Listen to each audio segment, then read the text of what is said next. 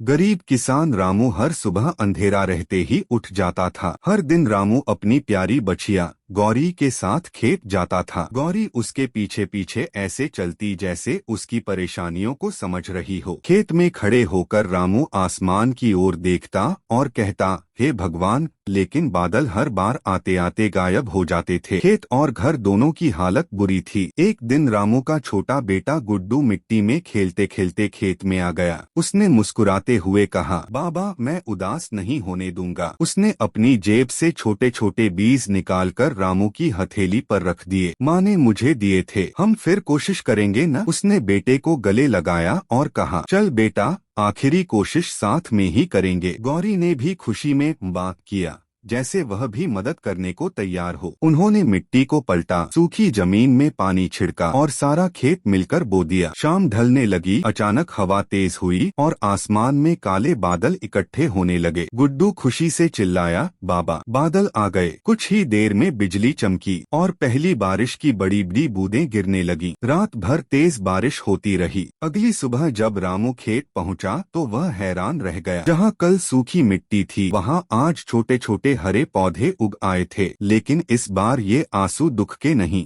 खुशी के थे। गौरी बारिश में उछल कूद कर रही थी और गुड्डू पौधों को देखकर जोर जोर से हंस रहा था। कुछ ही हफ्तों में फसल लहराने लगी। गुड्डू उसके बीच दौड़ रहा था और गौरी उसके पीछे पीछे खेल रही थी। गांव वाले भी आए और बोले, रामू, तुम्हारी मेहनत और हिम्मत ने हमारे गांव में फिर से उम्मीद जगा दी। रामू ने बेटे और गौरी को गले से लगाया और धीरे से कहा, जब प्यार, मेहनत और उम्मीद साथ हो तो सूखा भी हरियाली बन जाता है।